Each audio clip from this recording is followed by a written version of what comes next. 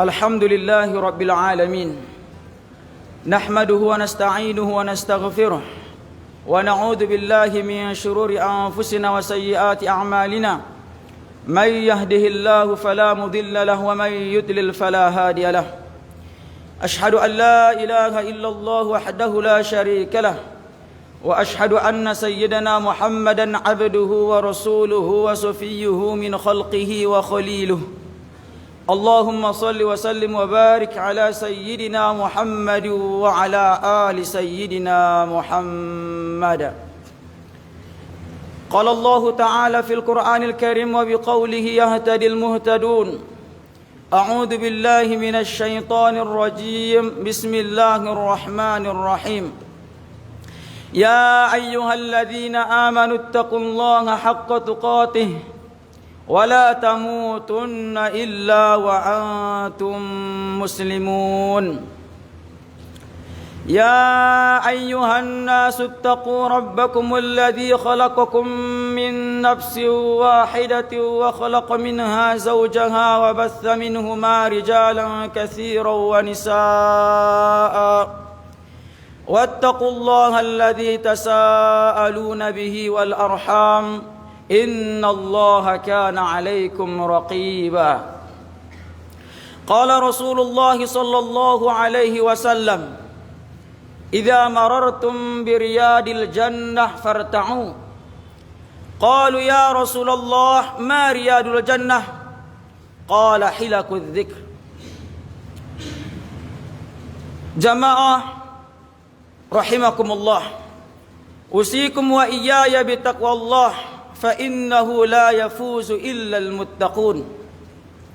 واعلموا أيها المؤمنون فإن أصدق الحديث كتاب الله وخير الحدي حدي محمد صلى الله عليه وسلم وشر الأمور محدثاتها وكل محدثة بدعة وكل بدعة ضلالة وكل ضلالة في النار.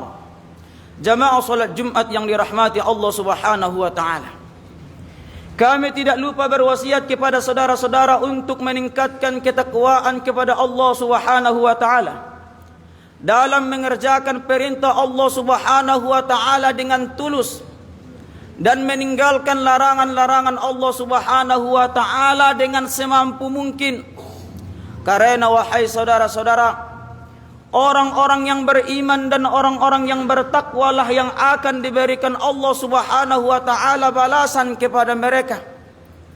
Walladzina amanu wattaqau lamathubatun min 'indillahi khair law kanu ya'lamun.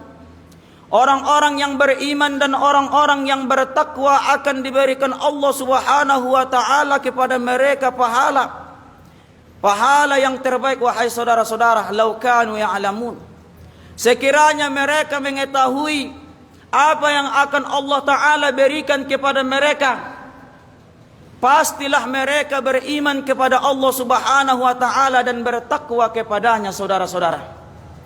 Oleh karena itu pada kesempatan kali ini kita akan berbicara tentang orang-orang yang jauh dari Allah Subhanahu wa Ta'ala. Apa ciri-ciri mereka? Apa sebab mereka jauh dari Allah Subhanahu wa taala? Dan bagaimana cara mendekatkan diri kepada Allah Subhanahu wa taala?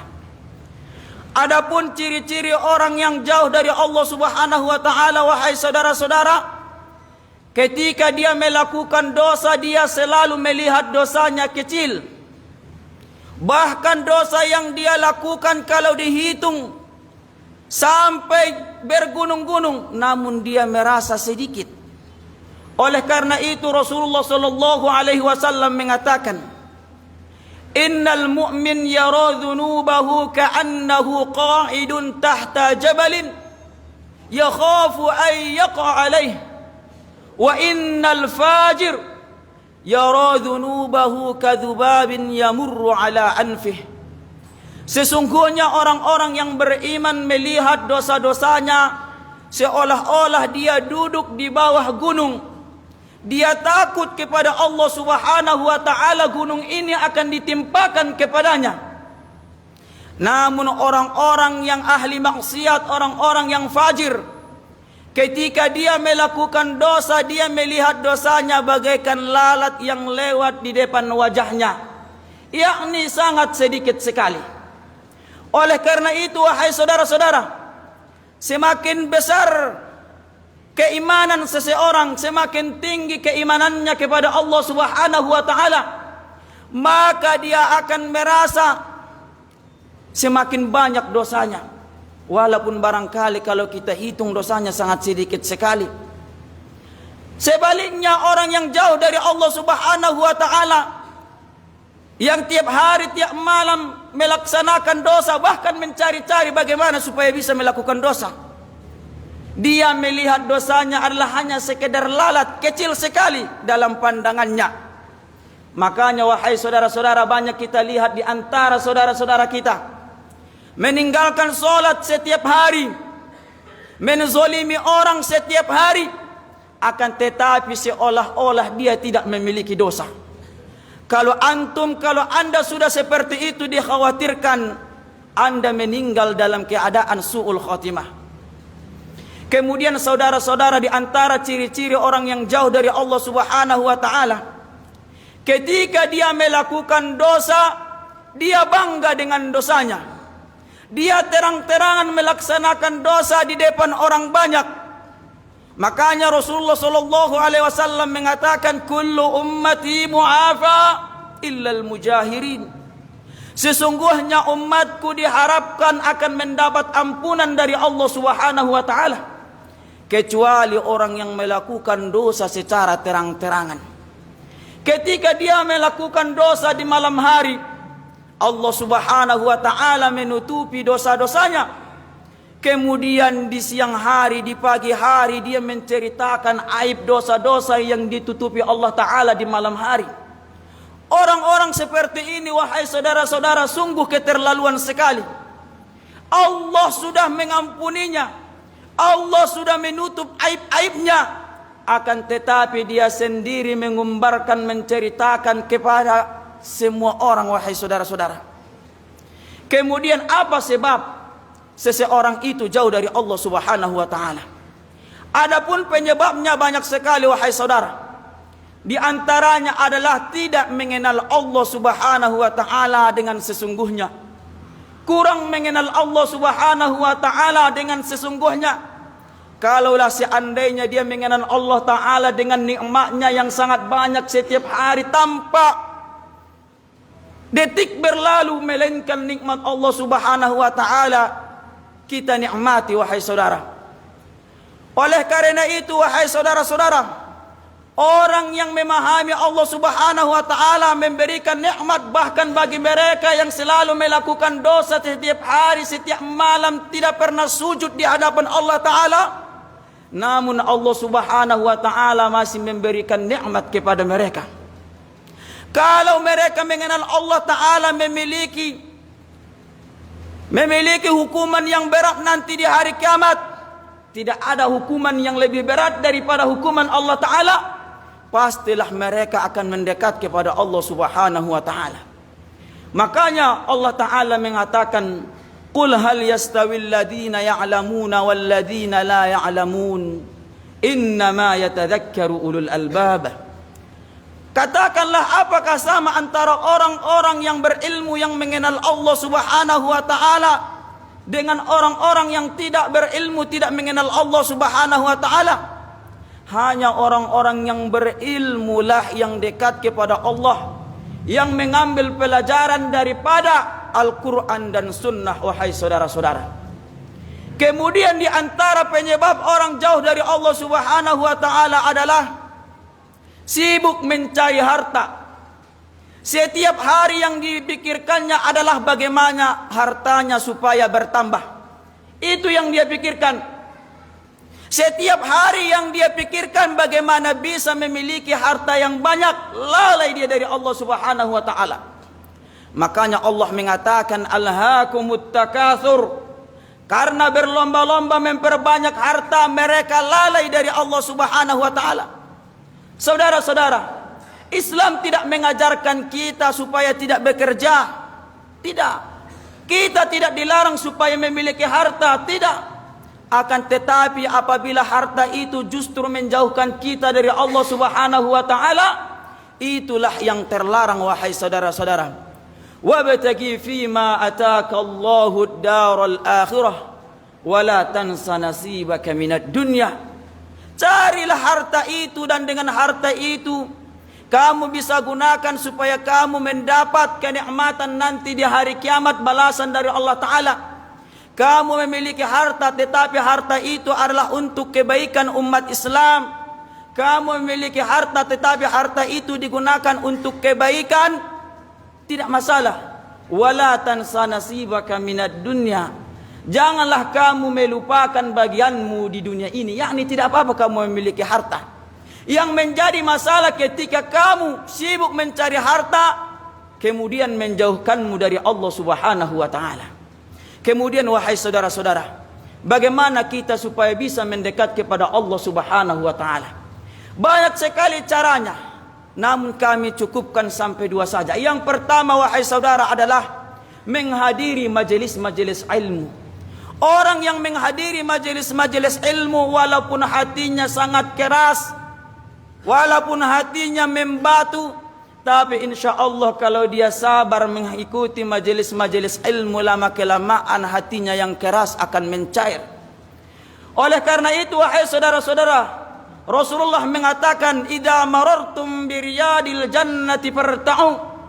Apabila kalian melewati taman-taman surga, maka berhentilah, yakni singgahlah, gabunglah bersama mereka. Qalu ya Rasulullah wa ma riyadul jannah. Mereka bertanya, ya Rasulullah, apakah taman-taman surga di dunia ini? Rasulullah mengatakan hilakul dzikri, yakni halaqah-halaqah, kumpulan-kumpulan yang membuat kita ingat, yang membuat kita dekat kepada Allah Subhanahu wa taala. Maka sudah menjadi kewajiban pemerintah, sudah menjadi kewajiban para ulama, sudah menjadi kewajiban bagi mereka yang memiliki harta untuk menghidupkan majelis-majelis ilmu supaya risalah Allah Subhanahu wa taala sampai kepada kita. Betapa banyak di sana hadis-hadis Nabi, ribuan hadis Nabi belum pernah kita dengar karena sedikitnya majelis ilmu wahai saudara-saudara. Kemudian yang terakhir, bagaimana caranya supaya bisa kita mendekat kepada Allah taala adalah mengingat mati. Wahai saudara-saudara, apapun jabatanmu, dimanapun kamu berada, betapa banyak pun hartamu, kamu akan meninggal. Tidak ada di dunia ini yang hidup selamanya. Semua pasti akan binasa. Malaikat yang dekat dengan Allah Ta'ala akan binasa. Dunia yang begitu besar ini akan binasa. Semua akan binasa wahai saudara-saudara. Oleh karena itu marilah kita mendekat kepada Allah Ta'ala. Tidak ada yang bermanfaat. Harta yang kita miliki yang banyak tidak ada yang bermanfaat kecuali apa yang digunakan untuk kepentingan akhirat wahai saudara-saudara. Oleh karena itu Rasulullah mengatakan, aksiru dzikra hadimil ladzat, yakni al-maut. Berbanyaklah mengingat hilangnya kelezatan, yakni kematian. Berbanyak.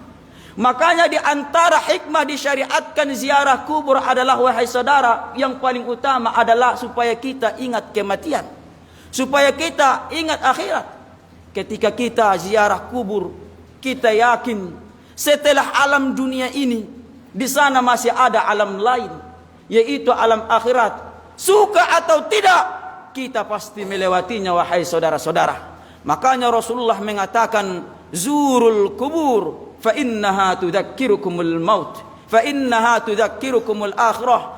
Ziarahilah kubur, karena sesungguhnya dengan ziarah kubur akan membuat kalian ingat dengan akhirat. Saudara-saudara jamaah salat Jumat yang dirahmati Allah Ta'ala, barangkali sampai di sini khutbah kita, mudah-mudahan ada manfaatnya bagi kita bersama. Amin, Allahumma amin. Barakallahu li wa lakum fil Qur'anil azim, wa nafa'ani minal ayati wa dzikril hakim, wa taqabbala minni tilawatahu, innahu huwal ghafurur rahim.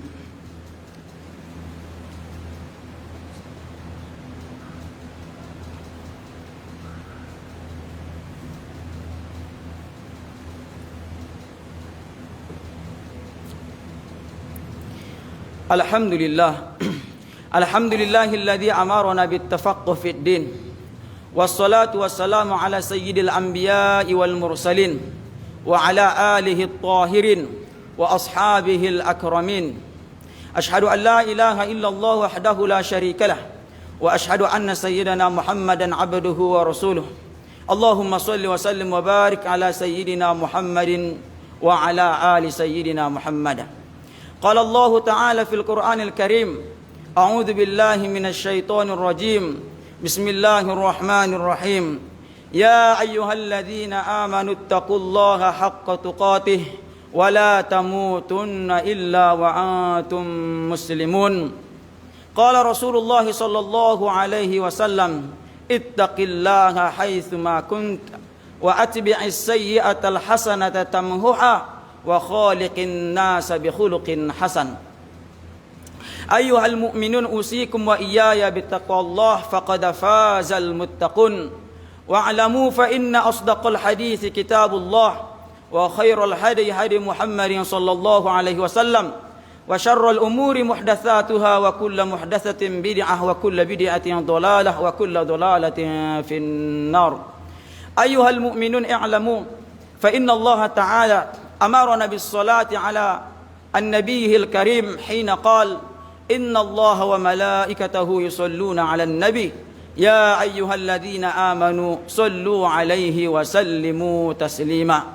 اللهم صل على محمد وعلى آل سيدنا محمد كما صليت على سيدنا إبراهيم وعلى آل سيدنا إبراهيم وبارك على محمد وعلى آل محمد كما باركت على إبراهيم وعلى آل إبراهيم في العالمين إنك حميد مجيد. وارض اللهم عن الخلفاء الراشدين أبي بكر وعمر وعثمان وعلي وعن صحابته أجمعين ومن تبعهم بإحسان إلى يوم الدين آمين اللهم آمين. اللهم اغفر لنا وللمسلمين والمسلمات والمؤمنين والمؤمنات الأحياء منهم والأموات. اللهم أعز الإسلام والمسلمين وأذل الشرك والمشركين وأهلك الكفر والكافرين. اللهم إنا نعوذ بك من جهد البلاء ودرك الشقاء وسوء القضاء وشماتة الأعداء. ربنا آتنا في الدنيا حسنة وفي الآخرة حسنة وقنا عذاب النار. عباد الله إن الله يأمر بالعدل والإحسان وإيتاء ذي القربى وينهى عن الفحشاء والمنكر والبغي يعظكم لعلكم تذكرون. فاذكروا الله يذكركم واسألوا الله يؤتيكم من فضله ولذكر الله أكبر. وأقيموا الصلاة.